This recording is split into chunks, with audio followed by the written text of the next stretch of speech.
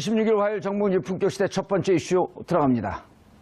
원세훈 전 국정원장이 지난 30일 법정 구속된 뒤 첫 검찰 조사에 나선 가운데 이명박 정부 시절 국정원이 벌인 불법 행위가 또 나왔습니다.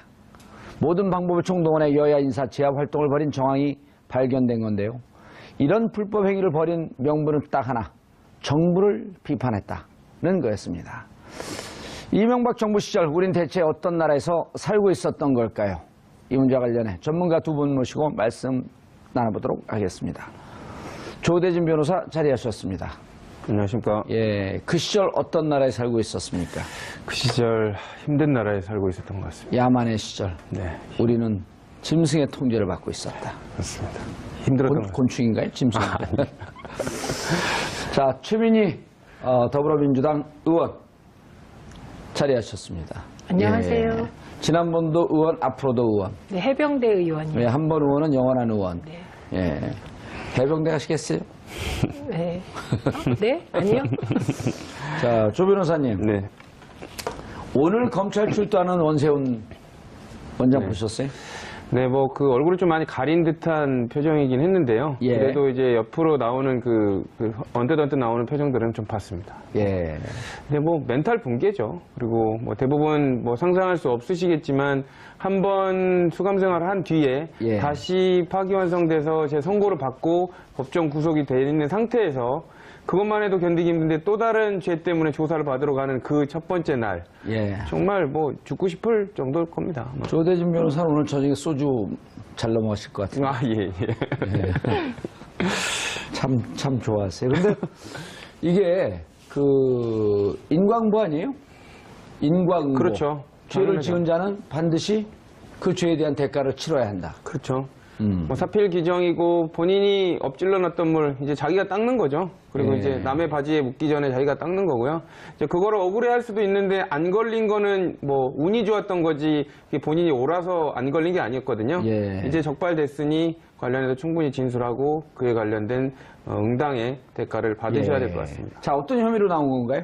일단 국정원법 위반입니다. 국정원에 관련돼서 지금 정치관여 금지로 돼 있는데 예. 여러 가지로 국정원이 조직적으로 지금 그 현안 정치 사안에 대놓고 개입한 지금 흔적들이 보이거든요. 예. 그러니까 이런 부분에 있어서 국정원장이 직접 지시를 했는지 그리고 그 상부로 대통령까지 보고가 됐는지 이런 부분은 캐 물을 것 같습니다. 예. 그리고 국정원법 위반뿐만 아니라 국정원법 위반은 어찌 보면 포괄일죄 혹은 같은 혐의의 죄로 보고 일사부재의 원칙에 의해서 국정원법은 안 걸 수도 있지만 국고 손실이라고 하는 것은 빠져나갈 수가 없는 거 아닌가요? 그렇죠. 그런 와중에 있어서 국정원에 관련된 예산을 함부로 썼다거나 본래 목적이 아닌 용도로 썼다면 그것도 엄청난 죄고요. 일단은 지금 저는 국정원 관련돼서 원세훈 전 국정원장이 지금 받고 있는 혐의 너무 종합 선물 세트라서요. 지금 솔직히 뭐가 나올지 기대가 되는 상황입니다. 그리고 너무 범죄가 많아요. 다양해갖고 뭐가 나올지. 그렇죠. 국민들에게 너무 많은 공부를 시켜요. 저는 이 정도로 이렇게 개입했다는 걸 볼 때 과연 정보 수집할 시간은 있었을까 그런 생각이 들 정도입니다. 아예 그냥 본 임무를 이걸로 하지 않았었나라는 생각이 들 정도입니다. 예. 자, 최민희 의원님. 네. 원세훈 국정원장의 추가 죄목. 네. 그러니까 국정원법에서 지금까지는 지금 4년 받은 것은 국정원의 정치 관여 금지를 규정하고 있는 그 법을 위반했다. 네. 그런데 이제 국정원 외에 민간인 팀장들 48명, 30개 팀에 대한 조사 시작이 된 거고요. 네. 그리고 그 사람들한테 돈을 썼다고 한다면 네. 원래 특별활동비는 대부 휴민트, 네. 정부활동. 여기에 써야 되는 돈인데 대국민 심리전에 썼다? 네. 그거는 이제 국고 낭비, 국고 손실, 예. 그다음에 엉뚱한 곳에 돈을 쓴 거기 때문에 우리가 지난번에도 한번 살펴봤는데 예. 5억 원 이상의 국고 손실, 국고 낭비가 있으면 그건 굉장히 중형으로 심지어 그렇죠. 5년 이상의 무기징역까지. 될 수 있는 그런 상황이고요. 뿐만 아니라 이번에 이제 블랙리스트 문제까지 터졌는데 이게 국내 정치 위반이라는 그 국정원법 위반뿐만 아니고 이건 광범위한 민간인 사찰 내지 민간인 직접 통제까지 한 것이고요. 있었군요. 네. 예. 그런데다가 최근에 또 그 나온 자료에 따르면 이 쓴 70억 원이 애초에 목적대로 쓰이지 않고 일부는 또 비리에 의해서 또 횡령된 의혹도 아. 새롭게 제기되고 있기 때문에 아, 그래요? 네, 그러니까 오. 이제 그나마 댓글이나 이런 공작에 돈을 써야 되는데 일부가 뭐 인마이 포켓했다는 의혹까지 제기되고 있습니다. 그리고 그러니까 또 전력도 있잖아요. 5천만 원 받은 것 때문에 징역 1년 사는 전력도 네, 있고. 네, 그렇기 때문에 네. 지금 이명박 대통령 시대 국정원이 예. 이거는 국가정보원으로서 국가기구로서 역할을 한 게 아니고 예. 특정 정파 그리고 특정인의 사유물화해서 이게 정권 유지의 수단으로 악용되고 그 과정에서 불법이 많았던 것이 아닌가 이렇게 생각이 됩니다. 예. 하하. 지난번에 이거를 이제 좀 그러면은 지금 이제 그 두 가지 죄목 말고 네. 그럼 과연 이게 당신 혼자서 한 짓이냐? 네. 아니면 윗선의 지시가 있었냐? 국정원장은 일주일에 한 번씩 대통령과 독대하는 자리 실제로 했었다는 거 아니에요? 그렇죠. 죄송합니다. 대통령께 그럴 뻔했어요. MB 전 대통령에게 보고했다라고 하는 정황. 이거 좀 캐묻지 않을까요? 당연히 물을 걸로 보입니다. 사실상 그 검찰에 지금 직접 겨냥하는 좌표에는 예전에 제가 지난주 방송에 나와서 이명박 대통령이 좌표 안에 들어있는 것 같다라고 얘기를 했는데 지금의 명시작은 목표가 이명박 대통령일 겁니다. 왜냐하면 지금 사실상 원세훈 전 원장이 관련돼서 직접적으로 지휘한 흔적은 있지만 그 위에 대통령한테 보고했다는 그 문건도 며칠 전에 나왔거든요. 그렇죠. 그렇기 때문에 이런 게 대통령의 의사다. 그리고 모르고 지시한 게 아니라 전부 다 알고 전체적인 거를 지휘하고 있다는 부분이 나와버렸기 때문에 사실상 뭐 원세훈 전 원장이 이 관련된 부인을 그 관련된 진술을 안 하더라도 이미 검찰은 관련된 부분을 묻고 관련된 심증을 갖고 있을 확률이 높습니다.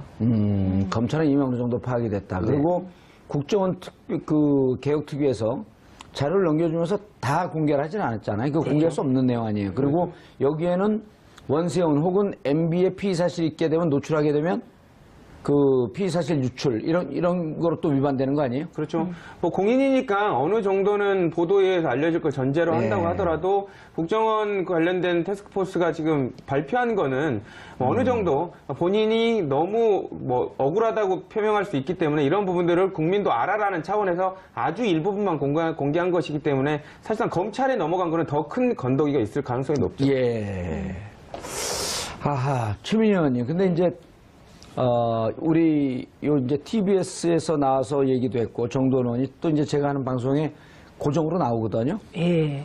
근데 그 정두원 의원이 상대적으로 말이 짧고 이렇게 길게, 최민희 의원이나 저처럼 말을 길게 하는 스타일이 아니고, 네. 딱딱 끊어서 얘기를 해요. 네. 근데 그때 같이 있었다 그러더라고요, 서울구치소에. 1차 그때 이제 그 5천만 원 받은 혐의 때문에 있었을 때, 그런데 되게 힘들어 하더래요.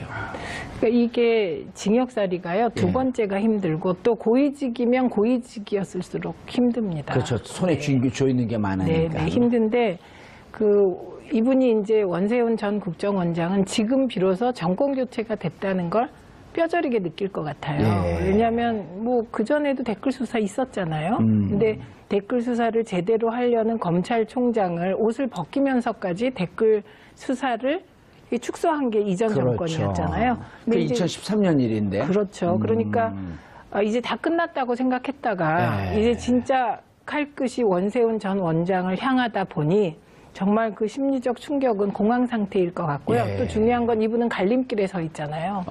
과연 나의 주군을 보호해야 되냐, 내가 뒤집어 써야 되냐. 그래서 이 갈림길에 섰을 때 그 똑같은 얘기인데 보호해야 되냐, 뒤집어 써야 되냐. 그런가요? 나의 주군을 보호해야 되냐, 아니면 내가 살아야 되냐. 그렇죠. 네, 그래서 그 갈림길에서 방황이 되게 심할 것 같고요. 전 그 갈림길 전에 있을 것 같은데요? 그런가요? 주군이라 믿었는데 지금 주군이 아니지 않나? 이런 생각하지 않을까요? 그래서 나를 이렇게 사지로 몰아놓고 자기만 살겠다고? 이런 배신감이 있을 수도 있겠죠. 그리고 이분은 객관적인 정황상으로 보면 이분이 정치를 계속할 것도 아니고요. 이분이 한 행동 모두가 정파적인 목적에 따른 행동으로 보이잖아요. 그리고 특히 박원순 시장을 압박한 거, 국정원이 사찰한 것은 그 당시에 박원순 시장의 위치가 뭐였느냐를 보면 명확해집니다. 이게 이명박 대통령이 엄청난 차이로 그 당시에 여권을 이기고 당선된 이후에 좌파 척결 분위기가 엄청났잖아요. 그랬죠. 그래서 상대적으로 진보 개혁 쪽의 분위기가 좀 침체되어 있었는데 그게 서울시장 재보선부터 예. 분위기가 확 달라지잖아요. 무상급식과 함께. 그러니까 박원순 시장에 대한 압박은 그대로 이건 정파적인 목적을 실현하는 거거든요. 예. 그런데 원세훈 전 원장이 정치할 것도 아니고 이분이 또 스타일도 정치가 또 아니고 예. 이분이 과장 스타일이잖아요. 주사, 과장 이런 예. 스타일인데 그리고 혼자 뭘 결정하는 스타일도 아니고 그렇기 때문에 지금 결국은 너무 힘든 상황이고 정권이 교체되었기 때문에 결국은 본인을 보호하는 방향으로 갈 수도 있겠습니다. 예, 알겠습니다. 이게 그 조대진 변호사님, 이게 이제 법적인 측면 그리고 이게 무슨 법에 저촉이 되는지 그런 얘기 우리가 많이 했어요. 그리고 그거 다른 방송에서도 많이 합니다. 거기서 우리가 지금 똑같은 방송을 하면 그것을 천편일률적인 방송. 그렇죠. 그런 거 하려면 우리가 비싼 돈 내고 여기 왜 와 있습니까? 그렇죠. 그렇죠? 네. 자, 군대 갔다 오셨나요? 네, 만기 전역했습니다. 아, 만주 전역했는데 지금도 가끔씩 꿈을 꾸죠. 아유, 뭐 지금도 눈 떠보면 뭐 다시 병영에 있는 것 병영 같고. 첫날 예. 그런 악몽을 꿉니다. 아, 눈 떠보면 첫날이에요. 네. 훈련소. 네, 첫날. 뭐 되돌리기도 싫은 그런 꿈이죠. 남자들은 예. 다 그 꿈을 악몽을 꿉니다. 지금도 꿉니다. 저는 자다가 벽에 툭 몸이 부딪히면요. 눈을 딱 떴는데 0.9평짜리 감옥방이에요. 아, 더 큰 트라우마가 되신 예. 거죠. 예. 그럼 소리를 지르면서 딱 깨요. 그런데 원세훈 원장은 아, 꿈이 아니라 현실이야. 그렇죠. 다시 군대 간다라고 하는 만배의 고통이 있다고 하면 어떻게 하시겠어요? 그거는 아마 선택의 여지가 없죠. 그러니까 그거를 뭐 없앨 수 있으면 뭐든지 다 한다고 할 겁니다. 윗선을 푸십시오. 조대진 변호사님. 그러겠어요, 당장? 아, 저는 뭐 그런 만배의 일을 고통. 만배 예. 되게 갈등하게 만드시네. 예, 만배의 고통. 일단 제가 원세훈 전 원장의 입장에서 좀 예. 얘기를 드려본다면요. 예. 일단 원세훈 전 좀 원장 고통하면서 괴로워하면서 해야 돼요. 괴로워합니다. 예, 그러면 이거 밴딩 머신처럼 원세훈 전 입장에서 내가 그 생각을 얘기한다면 그러면 좀 이게 영혼 없는 답변 같아요. 제가 연기력이 좀 떨어져서 그래도 호남뿐이라고 연기력이라고 안 하고 연기력. 연기력입니다. 예. 어쨌든 그 원세훈 전 원장은 본인이 뭐 주군을 살리고 뭐 본인이 독박을 쓴다라고 생각하고 싶더라도 변호인이 말리게 돼 있습니다. 변호인이 그럴 거면 저 차라리 사임하고 저한테 변론을 부탁하지 마십시오. 하나만한 게임이 돼버릴 테니까 이야. 본인이 저를 변론을 맡기실 거면 이러면 다 독박 쓰면 그냥 뭐 여기서 그냥 오래 계셔야 됩니다라는 예. 얘기를 할 테니 그런 상황에서 더더군다나 주군에 대한 믿음이 약간이라도 흔들리기 시작하면 술술술술 나오게 돼 있는 거예요. 예. 이런 얘기를 들어야지 품격 시대예요. 그러니까 걷잡을 수 없이 둑이 한 번 터지기 시작하면 예. 걷잡을 수 없이 되는데 그 둑이 터질 땐 아주 작은 구멍에서 터집니다. 그렇죠. 돌 하나 빠진 데서. 그렇죠. 예. 그 돌 하나를 변호인이 뺄 테고 본인이 뺄 테고 가족이 뺄 겁니다. 오늘 걷는데 몸이 유난히 휘청휘청해요. 이거는 등이 굽으셨더라고요. 예, 등이 굽어졌고 이거는 심리적으로 상당히 무너져 있다라고 하는 당연하죠. 예. 변호인을 접견을 하고 왔을 겁니다. 그래서 당사자가 이미 재수감돼 있는데 추가 기소돼가지고 나오는 피고인들이 첫 번째 변호인한테 물어보는 거. 이게 어느 정도 크기고 내가 더 얼마 정도 살 것 같냐를 물어봅니다. 예. 그러면 그 변호인이 답변을 하죠. 어느 방향을 선택하시겠습니까? 그러고 물어봤을 거고 그러면 본인이 더 좀 덜 사는 방향을 선택했다면 저 자세가 될 수밖에 없는 거죠. 나는 이제 검찰한테 숙여야 되는 입장이다. 예. 라고 이제 생각을 하고 나왔기 때문에 저런 저 자세가 나오지 않았나라는 생각이 듭니다. 아니 우리 그 과거에 학생운동하고 들어갔을 때 어떻게 하시겠습니까? 그러면은 여기서 10년을 썩 들여도 나는 그쵸, 전두환 군사독재정권에 예, 민주화와 통일을 위해 이 한 목숨 초계와 같이 바치리. 15년 나올 것 같은데요? 그래도 그때는 그랬습니다. 네. 지금도 지금은 안 들어갈 겁니다. 지금도 놓지도 않아요. 네, 제가 그리고 감옥 가고 싶어 이거 안 하잖아요. 네, 그리고 지금 원세훈 전 원장 같은 경우는 예. 지켜야 될 무엇이 없잖아요. 가치지향적인 분이 아니잖아요.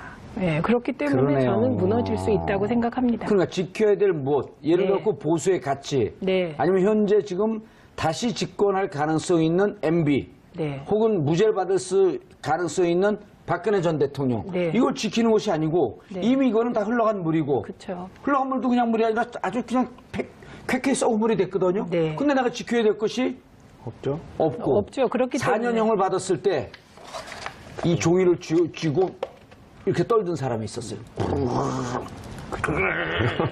누군지 아세요? 원세훈 원장의 부인. 그렇죠. 왜 우리 남편만 이 고통을 감수해야 하느냐. 네. 재판은 혼자 받는 것이 아니고 그렇죠. 가족이 함께 받는 같이 거예요. 받죠. 그리고 또 하나는요, 지금 우리가 알고 있는 공개된 자료는 예. 빙산의 일각일 수 있다고 생각합니다. 그래서 그러니까 제일 그 검찰에 조사받을 때 꼼짝 못하는 예. 게 증거 딱 들이댔는데 어허. 이 증거가 옴쭉달싹 예. 못할 증거라면 정말 어쩔 수 없는 건데 저는 그 정도의 증거가 있지 않을까 생각해 지금 이제 봅니다. 다 나왔죠. 그 민간인들. 그리고 이 모든 자료가 국정원 메인 서버에서 나온 자료들이란 말이에요. 그럼 어떻게 파기합니까? 파기할 수가 없었던 거죠? 일단 원세훈 국정원장이 변론 방향을 잡기는 참 쉽습니다. 변호인 입장에서는. 그러니까 자기 위에 상급자가 있기 때문에 그 상급자가 나의 가치관과 다르게 일방적으로 밀어붙였기 때문에 나는 국정원장이었지만 수동적으로 따를 수밖에 없었다라는 것만 주장을 일관되게 하면 예. 모든 관련된 책임은 재판부도 이명박 대통령한테 갈 것이고 선례가 있었잖아요. 우병우. 김기춘. 그리고 그렇죠. 우병우. 아하. 또 비슷한 재판이 지금 이루어지고 있는 그 분위기도 원세훈 국정원장이 어떻게 마음먹냐에 따라서 충분히 이용할 수 있는 정황적 분위기입니다. 예. 원세훈 그 국정원장 변호사 네. 무료로 내가 저- 하겠다. 저는 저의 가치관과 안 맞는 사람은 수만금을 줘도 하지 않습니다. 아 멋지십니다. 예. 아니, 그리고 또 이거 방송해야 되기 때문에 그 바빠서 못해요, 네, 그거를. 그렇습니다. 예. 자, 정도원 의원이 그런 얘기를 했어요. 빨리 무너질 것 같다. 감옥 살기 힘들어서 곧 얘기할 것 같다.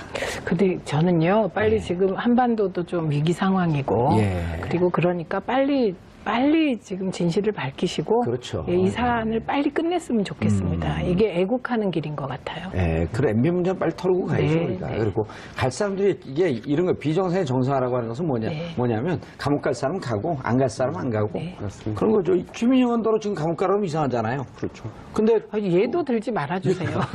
고통스럽죠? 네. 예. 아니, 오늘 검은 옷을 입고 오셨고 또.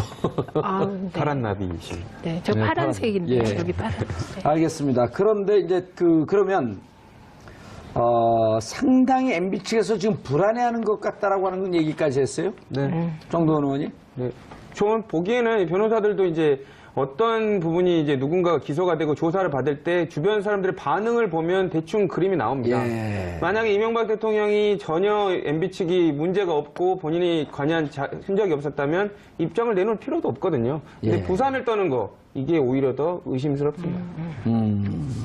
야, 그런데 MB 측근이라고 하는 분들이 곧 입장 표명을 할 것 같다. 본인이 할 가능성도 있다고 하는 거죠? 예, 본인이 입장 발표해야 되겠죠. 어떤 입장, 억울하다 그럴까요? 이게 대통령이 모르고 나라가 이렇게, 이건 박근혜 국정농단은 비교가 안 될 정도로 정말 전방위적으로 이게 들어왔단 말이에요. 저는 대충 그 헤드라인이라고 하잖아요. 예. 우리가 옛날엔 야마라고 했는데 그게 이런 걸 것 같아요. 예. 첫째는 정치 보복이다.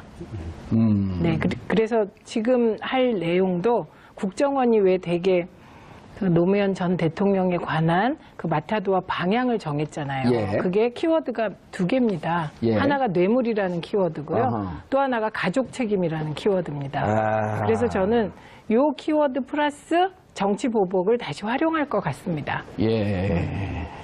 그런데 그게 별로 국민들에게 먹힐 것 같지는 않습니다. 예. 일단 2009년 10월 10일, 그 다음에 2010년, 2011년, 요거를 조금만 정리를 좀 해주시죠. 그때 어떠한 MB 국정원의 비방전 지시와 실행했던 내용들.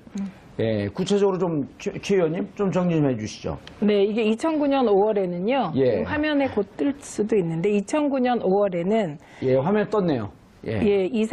이상돈의 비판 퇴출을 유도하는 심리전을 전개할 것을 구체적으로 지시합니다. 예. 예. 그리고 조치사항이라고 되어 있는 거 보면 실천했다는 거예요. 아하. 그대로, 지시사항대로 이상돈을 비판하는 심리전을 전개했다는 겁니다. 예. 그 다음에 2009년 5월에 또 노 전 대통령께서 서거하잖아요. 그러니까 예. 그 서거의 책임이 좌파에 있다는 점을 알릴 수 있는 논리를 개발하라. 예. 이런 지시가 5월 29일 날 내려오고요. 그래서 저거는 정말 끔찍하네요. 그쵸? 노무현 전 대통령 서거한 게 온 국민이, 많은 국민들, 대다수 국민들이 슬픔에 빠져 있는데 저것을 좌파했다는 것을 알릴 수 있는, 저거는 감정 마비 증상 아니에요, 저렇게 되면? 네, 저거는 사실은 악한 마음입니다. 예. 사악한 마음. 그런데 그대로 실천합니다. 노 전 대통령 자살 관련 좌파 매체 분열상을 활용해서 사이버 심리전을 전개합니다. 실제로. 예. 예, 그리고 2010년 9월에는요. 박지원 의원의 김황식 총리 후보 폄훼 책동을 강력 규탄하라. 이때 이제 2010년이면 박지원 대표가 활약하실 때잖아요. 예, 예. 그리고 이것도 실제로 사이버 심리전이 전개됩니다. 그리고 이게 이제 지시가 내려오면 보니까 대개 한 4일이나 5일 있다가 실천에 들어간 게 확인이 되고요. 2011년 1월에는 문제 인물들의 비리, 종북 실체 등을 적나라하게 폭로해서 확산시킬 것. 예. 근데 요 문제 인물들이요, 범위가 좀 넓어집니다. 이게 어허. 한나라당 안상수, 홍준표, 민주당 박지원, 언론인 윤창중, 기타 이상돈, 조국 등 13명에 대해서 트위터 여론전이 실시됩니다. 이건 뭐예요? 왜 한나라당 안상수, 홍준표 이런 분들도 들어가죠? 이거는요, 당시 MB 정권을 비판하면 무조건 여야 대상이 된 겁니다. 여야 상관없이. 이른바 팀킬이네요, 이거는. 그렇죠. 네. 네.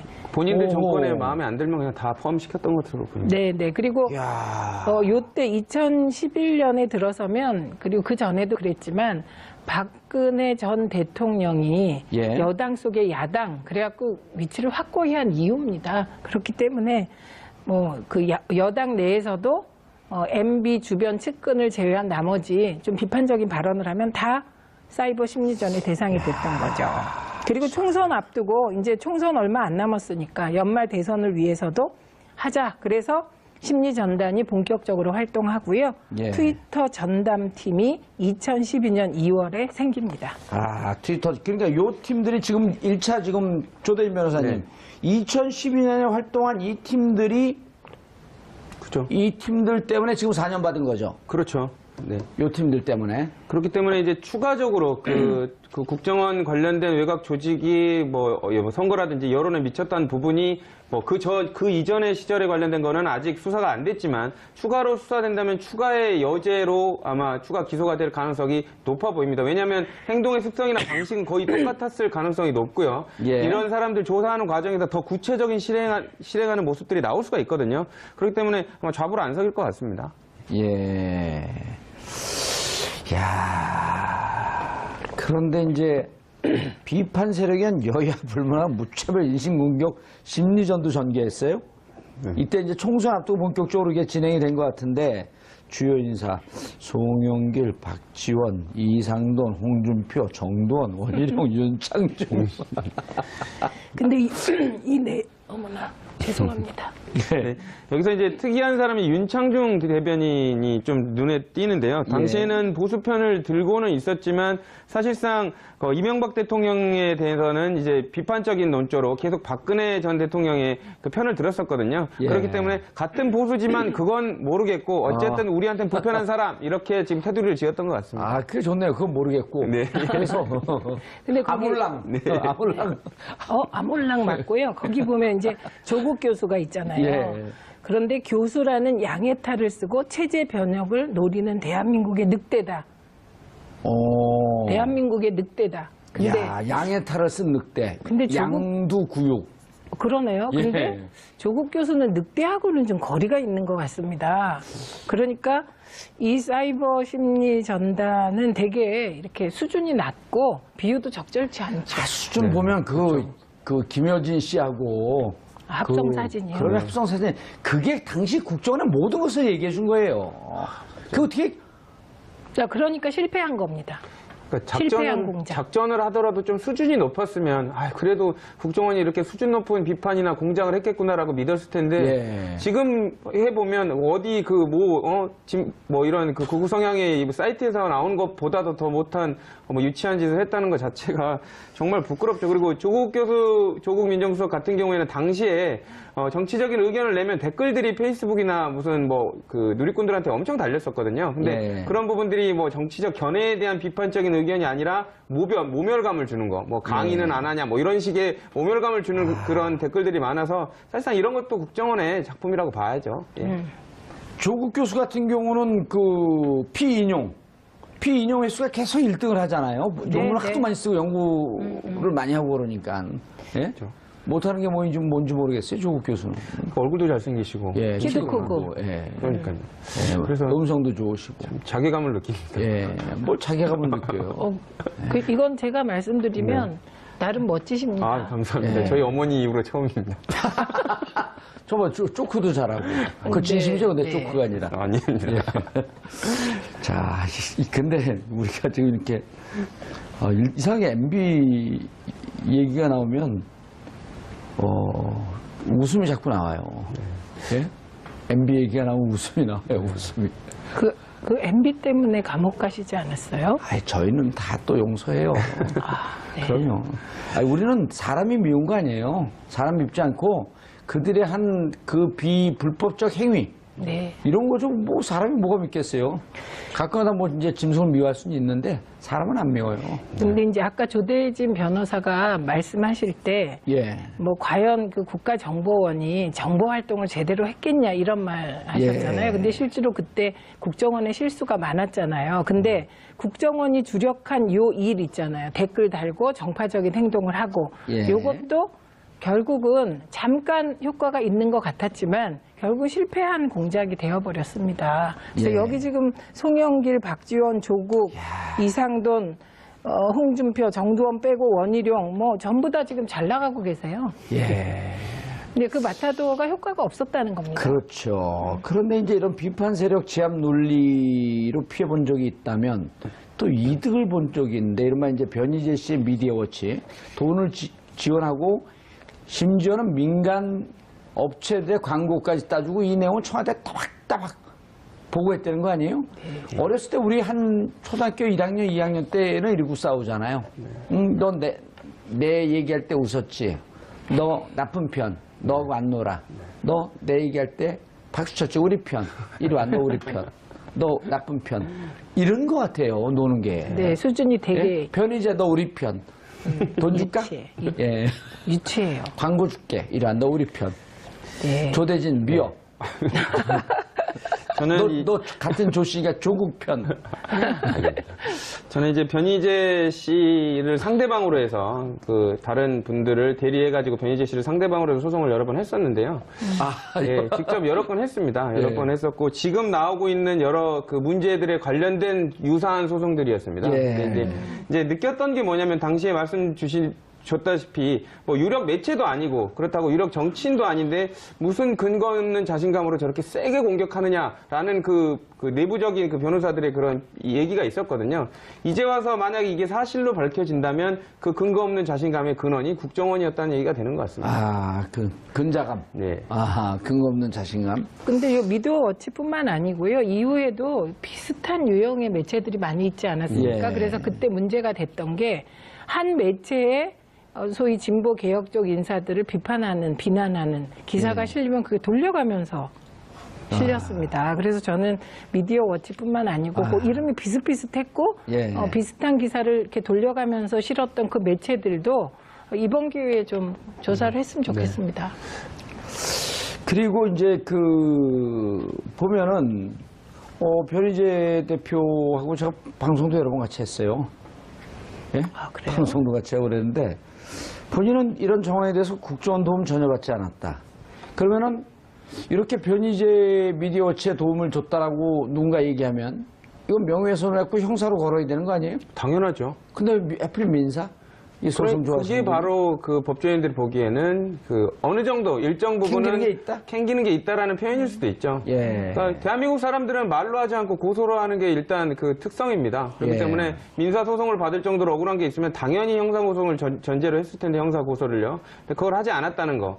예. 소송만 얘기했다는 민사 소송만 얘기했다는 것도 약간 의문스러운 점입니다. 자, 그리고 각종 이른바 보수 언론, 조중동으로 칭하는 보수 언론, 문화일보, 국민일보, 시국 광고를 계속 게재했어요? 최민희 의원님? 네, 네. 시국 광고도 국정원이 뒤에서 예. 사실상 수주했다. 이게 있고요. 좀 아까 미디어 워치에도요. 이런저런 말하는 광고 이런 거를 주도록 종용했다는 거 예. 아닙니까? 그래서 그게 총 26개 기업, 민간 기업 및 그 공기업이에요. 그리고 이거는 저희가 그때 일부 인터넷 매체가 좀 정체불명의 매체들이 있었는데 맞아요. 거기에서 의외로 막 공영방송의 그 지배주주, 그러니까 예. 공영방송의 지배구조에 광고도 받고 막 그랬어요. 예. 그래서 그때 이런 일이 어떻게 있을 수 있나. 그런데 그게 지금 다 드러나는 거죠. 그러니까 매체가 되게 매체 규모가 있잖아요. 그럼 예. 그 매체 규모에 맞는 광고가 들어오는 거잖아요. 그런데 매체 규모에 걸맞지 않는 큰 기업의 광고를 따고 어허. 이런 것은 맞아요. 네, 그런 일이 비일비재했습니다. 근데 그때 이상하다고 생각했던 것들이 지금 전부 다 국정원이 공개한 문건으로 확인되는 과정입니다. 그러니까 이런 게 사실은 그 조대인 변호사님 이렇게 시국 광고를 내요? 이게 대북 무슨 정보, 휴민트 활동 이런 등등과 관계가 있나요? 전혀 없죠. 이런 것도 그렇게 되면 국고 손실에 들어가는 거 아니에요? 당연히 들어갑니다. 그러니까 왜냐하면 자기의 업무 영역과 관련된 부분에 돈을 써도 그 부분이 근거가 없는 부분을 쓰면 국고 손실에 관련된 횡령 배임이 되는데 심지어는 그렇게 해도 되는데 아예 관련이 없는 국내 정치에 관여하면 안 되는데도 불구하고 그 돈을 썼거든요. 예. 당연히 국고 손실에 관련된 배임 횡령 되고요. 그리고 이제 이런 부분들이 그 선거에 관여하기 위해서 했다면 공직선거법 위반도 되고 그리고 직권 남용 뭐 다 안 걸리는 게 없습니다. 근데 공직선거법 위반은 그 공소시효가 지났잖아요. 그렇죠. 하지만 이제 더 큰 것들이 있기 때문에 관련된 부분들이 공소시효는 지났지만 공소장에 쓸 때는 관련된 부분들이 뭐 참조해가지고 검사가 아마 구형을 하거나 공소장을 쓸 가능성이 높습니다. 예. 그 어떻게 생각하면 이런 면도 있습니다. 그 이명박 박근혜 정부 시절에 그동안에 네. 오랫동안 시민단체 활동을 하고 오랫동안 자연 발생적으로 스스로 커온 인터넷 매체들이 있습니다. 이게 진짜 참 언론 영역인데요. 예. 이런 부분들이 굉장히 어려웠습니다. 그리고 시민단체의 경우는 그 지원 규정, 지원도 거의 하지 않았을 뿐만 아니라 굉장히 어려웠는데 그 이면에 정체불명의 이런 인터넷 매체를 직접 지원하고 그리고 실제로는 국정원이 실질적인 오너였다는 의혹까지 제기되고 있거든요. 예.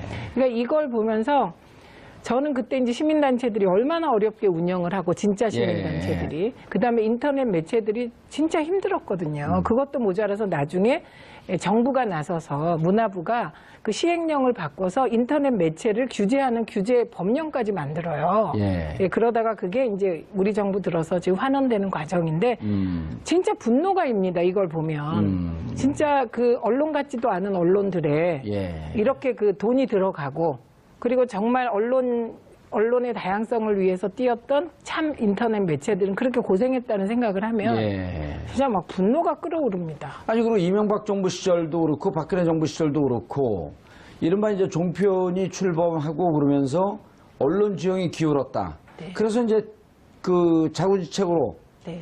나타난 게 이제 이른바 그 팟캐스트. 네. 스스로 이제 네. 이 청취자분들 찾아서 듣는 거. 근데 이명박 시절, 박근혜 대통령 시절에 팟캐스트 규제하는 법을 만들겠다? 네. 라고 하면서 계속 시도를 했잖아요. 그렇죠. 먹검수 등이 예. 정말 굉장히 고마운 분들입니다. 그런데 모수. 네, 먹검수, 나모수. 예. 네. 그런데 이제 그런 인터넷상의 자유로운 소통, 예. 그걸 막기 위해서 별짓을 다 했고요. 그다음에 그 소위 네이버나 포탈은 어떻게 규제가 안 되는 영역이라고 봤잖아요. 예. 근데 포탈 규제법을 몇 번이나 19대 때 그때 이제 새누리당이죠. 예. 새누리당이 올렸지만 이제 저희 당이 반대해서 번번이 좌절됐고요. 그러니까 지금 신문 장악, 방송 장악, 종편 만들어서 장악 이것도 모자라서 인터넷과 SNS 공간까지 장악하려고 했던 사건입니다, 이게. 예. 조대인 변호사님, 그런데 보니까 국정원 TF 조사에 따르면 당시 청와대 기획관리비서관, 민정수석실, 홍보수석실 등에서 선거와 관련된 자료 등을 국정원에 요청을 했어요. 네. 그렇다고 한다면 이제는 원세훈 원장 입장에서 이게 나 혼자 한 일입니다. 네. 청와대 무관한 일입니다. 준비된 것을 청와대 자료를 줬고 자, 자료를 줬다지만 혹은 구두로 청와대에서 우리가 직접 할 수 없으니 이러이러한 걸 준비하고 이러이러한 걸 기획해서 자료를 만들어 놓으십시오. 이렇게 했을 가능성. 그러니까 그렇다면 국정원이라고 하는 것은 결국 한 정권의 우산 속에 그대로 있는 거 아니에요? 그렇죠.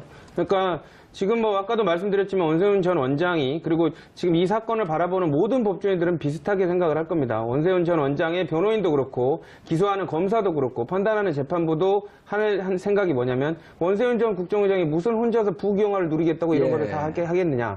그렇기 때문에 이런 부분들은 결국 청와대의 전체적인 큰 그림하에서 이루어질 수밖에 없다. 이렇게 보는 게 타당할 것 같습니다. 예. 알겠습니다. 두 분 시간 내주셔서 감사하고요. 인사하시고요. 이제 끝났어요. 집에 가셔야죠. 예.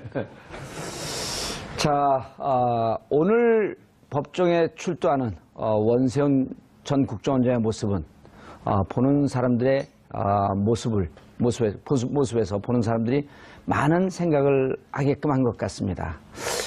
멘탈이 무너진 거 아니냐. 이제 모든 사실을 제대로 얘기할 때가 온 거 아니냐 하는 기대를 받기에 충분했습니다. 감옥 살기가 좀 힘들겠지만 역사 앞에 진실을 제대로 밝히는 그런 마지막 용기를 원세훈 전 국정원장에게 부탁드리겠습니다. 그러면은 지금 이제 그 두 가지 죄목 말고 그럼 과연 이게 당신 혼자서 한 짓이냐 아니면 윗선의 지시가 있었냐. 국정원장은 일주일에 한 번씩 대통령과 독대하는 자리 실제로 했었다는 거 아니에요? 그렇죠. 죄송합니다. 대통령 그럴 뻔했어요. MB 전 대통령에게 보고했다라고 하는 정황. 이거 좀 캐묻지 않을까요? 당연히 물을 걸로 보입니다. 사실상 그 검찰에 지금 직접 겨냥하는 좌표에는 예전에 제가 지난주 방송에 나와서 이명박 대통령이 좌표 안에 들어있는 것 같다라고 얘기를 했는데 지금의 명시적인 목표가 이명박 대통령일 겁니다. 왜냐하면 지금 사실상 원세훈 전 원장이 관련돼서 직접적으로 지휘한 흔적은 있지만 그 위에 대통령한테 보고했다는 그 문건도 며칠 전에 나왔거든요. 그렇죠. 그렇기 때문에 이런 게 대통령의 의사다. 그리고 모르고 지시한 게 아니라 전부 다 알고 전체적인 거를 지휘하고 있다는 부분이 나와버렸기 때문에 사실상 뭐 원세훈 전 원장이 이 관련된 부인을 그 관련된 진술을 안 하더라도 이미 검찰은 관련된 부분을 묻고 관련된 심증을 갖고 있을 확률이 높습니다. 검찰은 이미 어느 정도 파악이 됐다. 그리고 국정원 개혁특위에서 자료를 넘겨주면서 다 공개를 하지는 않았잖아요. 공개할 수 없는 내용 아니에요. 그리고 여기에는 원세훈 혹은 MB의 피의사실이 있게 되면 노출하게 되면 그 피의사실 유출 이런 거로 또 위반되는 거 아니에요? 그렇죠. 뭐 공인이니까 어느 정도는 보도에 의해서 알려질 걸 전제로 한다고 하더라도 국정원 관련된 태스크포스가 지금 발표한 거는 어느 정도 본인이 너무 억울하다고 표명할 수 있기 때문에 이런 부분들을 국민도 알아라는 차원에서 아주 일부분만 공개한 것이기 때문에 사실상 검찰에 넘어간 거는 더 큰 건더기가 있을 가능성이 높죠. 예. 최민희 의원님. 근데 이제 우리 이제 TBS에서 나와서 얘기도 했고 정두원 의원이 또 이제 제가 하는 방송에 고정으로 나오거든요. 예. 근데 그 정두원 의원이 상대적으로 말이 짧고 이렇게 길게 최민희 의원이나 저처럼 말을 길게 하는 스타일이 아니고 딱딱 끊어서 얘기를 해요. 네. 근데 그때 같이 있었다 그러더라고요. 서울구치소에. 1차 그때 이제 그 5천만 원 받은 혐의 때문에 있었을 때 그런데 되게 힘들어 하더래요. 그러니까 이게 징역살이가요. 두 번째가 힘들고 또 고위직이면 고위직이었을수록 힘듭니다. 그렇죠. 손에 쥐어 있는 게 많으니까. 네, 힘든데 이분이 이제 원세훈 전 국정원장은 지금 비로소 정권 교체가 됐다는 걸 뼈저리게 느낄 것 같아요. 왜냐하면 그전에도 댓글 수사 있었잖아요. 근데 댓글 수사를 제대로 하려는 검찰총장을 옷을 벗기면서까지 댓글 수사를 축소한 게 이전 정권이었잖아요. 그 2016일 화요일 정봉주 품격시대 첫 번째 이슈 들어갑니다. 원세훈 전 국정원장이 지난 30일 법정 구속된 뒤 첫 검찰 조사에 나선 가운데 이명박 정부 시절 국정원이 벌인 불법 행위가 또 나왔습니다. 모든 방법을 총동원해 여야 인사 제압 활동을 벌인 정황이 발견된 건데요. 이런 불법 행위를 벌인 명분은 딱 하나, 정부를 비판했다는 거였습니다. 이명박 정부 시절 우린 대체 어떤 나라에서 살고 있었던 걸까요? 이 문제와 관련해 전문가 두 분 모시고 말씀 나눠보도록 하겠습니다. 조대진 변호사 자리하셨습니다. 안녕하십니까. 예, 그 시절 어떤 나라에 살고 있었습니까? 그 시절 힘든 나라에 살고 있었던 것 같습니다. 야만의 시절. 네. 우리는 짐승의 통제를 받고 있었다. 그렇습니다. 힘들었던 것 곤충인가요? 짐승. 자, 최민희 더불어민주당 의원 자리하셨습니다. 안녕하세요. 예. 지난번도 의원, 앞으로도 의원. 네, 해병대 의원이요. 예, 한 번 의원은 영원한 의원. 네. 예. 해병대 가시겠어요? 네. 네? 아니요? 자, 조 변호사님. 네. 오늘 검찰 출두하는 원세훈 원장 보셨어요? 네, 뭐 그 얼굴을 좀 많이 가린 듯한 표정이긴 했는데요. 예. 그래도 이제 옆으로 나오는 그 언뜻 나오는 표정들은 좀 봤습니다. 예.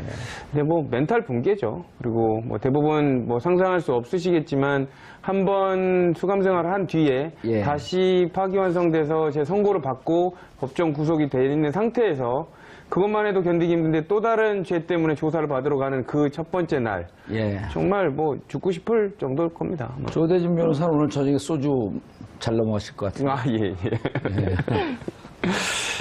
참 좋았어요. 근데 이게 그 인과응보 아니에요? 인과응보. 그렇죠. 죄를 당연하죠. 지은 자는 반드시 그 죄에 대한 대가를 치러야 한다. 그렇죠. 뭐 사필 규정이고 본인이 엎질러 놨던 물 이제 자기가 닦는 거죠. 그리고 예. 이제 남의 바지에 묻기 전에 자기가 닦는 거고요. 이제 그거를 억울해할 수도 있는데 안 걸린 거는 뭐 운이 좋았던 거지 이게 본인이 옳아서 안 걸린 게 아니었거든요. 예. 이제 적발됐으니 관련해서 충분히 진술하고 그에 관련된 응당의 대가를 받으셔야 될 것 같습니다. 자, 어떤 혐의로 나온 건가요? 일단 국정원법 위반입니다. 국정원에 관련돼서 지금 정치관여 금지로 돼 있는데 예. 여러 가지로 국정원이 조직적으로 지금 그 현안 정치 사안에 대놓고 개입한 지금 흔적들이 보이거든요. 예. 그러니까 이런 부분에 있어서 국정원장이 직접 지시를 했는지 그리고 그 상부로 대통령까지 보고가 됐는지 이런 부분은 캐 물을 것 같습니다. 예. 그리고 국정원법 위반뿐만 아니라 국정원법 위반은 어찌 보면 포괄일죄 혹은 그 같은 혐의의 죄로 보고 일사부재의 원칙에 의해서 국정원법은 안 걸 수도 있지만 국고 손실이라고 하는 것은 빠져나갈 수가 없는 거 아닌가요? 그렇죠. 그런 와중에 있어서 국정원에 관련된 그 뭐 예산을 함부로 썼다거나 본래 목적이 아닌 그 용도로 썼다면 그것도 엄청난 죄고요. 일단은 지금 뭐 저는 국정원 관련돼서 원세훈 전 국정원장이 지금 받고 있는 혐의 너무 종합 선물 세트라서요. 지금 솔직히 뭐가 나올지 기대가 되는 상황입니다. 그리고 너무 범죄가 많아요. 다양해갖고 뭐가 나올지. 그래서 그렇죠. 국민들에게 너무 많은 공부를 시켜요. 저는 이 정도로 이렇게 개입했다는 걸 볼 때 과연 정보 수집할 시간은 있었을까 그런 생각이 들 정도입니다. 아예 그냥 본 임무를 이걸로 하지 않았었나라는 생각이 들 정도입니다. 예. 자, 최민희 의원님. 원세훈 국정원장의 추가 죄목. 네. 그러니까 국정원법에서 지금까지는 지금 4년 받은 것은 국정원의 정치 관여 금지를 규정하고 있는 그 법을 위반했다. 네. 그런데 이제 국정원 외에 민간인 팀장들 48명, 30개 팀에 대한 조사 시작이 된 거고요. 네. 그리고 그 사람들한테 돈을 썼다고 한다면 네. 원래 특별활동비는 대부 휴민트, 네. 정보활동. 여기에 써야 되는 돈인데 대국민 심리전에 썼다? 네. 그거는 이제 그 국고 낭비, 국고 손실, 예. 그다음에 엉뚱한 곳에 돈을 쓴 거기 때문에 우리가 지난번에도 한번 살펴봤는데 예. 5억 원 이상의 국고 손실, 국고 낭비가 있으면 그건 굉장히 중형으로 심지어 그렇죠. 5년 이상의 무기징역까지. 될 수 있는 그런 상황이고요. 뿐만 아니라 이번에 이제 블랙리스트 문제까지 터졌는데 이게 국내 정치 위반이라는 그 국정원법 위반뿐만 아니고 이건 광범위한 민간인 사찰 내지 민간인 직접 통제까지 한 블랙리스트가 것이고요. 있었군요. 네. 예. 그런데다가 최근에 또 그 나온 자료에 따르면 이 쓴 70억 원이 애초에 목적대로 쓰이지 않고 일부는 또 비리에 의해서 또 횡령된 의혹도 새롭게 제기되고 있기 때문에 그래요? 네, 오. 그러니까 이제 그나마 댓글이나 이런 공작에 돈을 써야 되는데 일부가 뭐 인마이 포켓했다는 의혹까지 제기되고 있습니다. 그리고 그러니까 또 전력도 있잖아요. 5천만 원 받은 것 때문에 징역 1년 사는 전력도 있고. 네, 그렇기 때문에 네. 지금 이명박 대통령 시대 국정원이 예. 이거는 국가정보원으로서 국가기구로서 역할을 한 게 아니고 예. 특정 정파 그리고 특정인의 사유물화해서 이게 정권 유지의 수단으로 악용되고 그 과정에서 불법이 많았던 것이 아닌가 이렇게 생각이 됩니다. 예. 하하. 지난번에 이거는 이제 좀 13년 일인데. 그렇죠. 그러니까 이제 다 끝났다고 생각했다가 네. 이제 진짜 칼끝이 원세훈 전 원장을 향하다 보니 정말 그 심리적 충격은 공황 상태일 것 같고요. 예. 또 중요한 건 이분은 갈림길에 서 있잖아요. 아하. 과연 나의 주군을 보호해야 되냐, 내가 뒤집어 써야 되냐. 그래서 이 갈림길에 섰을 때, 아, 그 똑같은 얘기인데 보호해야 되냐, 뒤집어 써야 되냐. 아, 그런가요? 나의 주군을 보호해야 되냐, 아니면 아니면 내가 살아야 되냐. 아, 그렇죠. 네, 그래서 그 갈림길에서 방황이 되게 심할 것 같고요. 전 그 갈림길 전에 있을 것 같은데요? 그런가요? 주군이라 믿었는데 지금 주군이 아니지 않나? 이런 생각이 하지 않을까요? 그래서 나를 이렇게 사지로 몰아놓고 자기만 살겠다고? 이런 배신감이 있을 수도 있겠죠. 그리고 이분은 객관적인 정황상으로 보면 이분이 정치를 계속할 것도 아니고요. 예. 이분이 한 행동 모두가 정파적인 목적에 따른 행동으로 보이잖아요. 예. 그리고 특히 박원순 시장을 압박한 거, 국정원이 사찰한 것은 그 당시에 박원순 시장의 위치가 뭐였느냐를 보면 명확해집니다. 예. 이게 이명박 대통령이 엄청난 차이로 그 당시에 여권을 이기고 당선된 이후에 예. 좌파 척결 분위기가 엄청났잖아요. 그랬죠. 그래서 상대적으로 진보 개혁 쪽의 분위기가 좀 침체되어 있었는데 예. 그게 서울시장 재보선부터 예. 분위기가 확 달라지잖아요. 무상급식과 함께.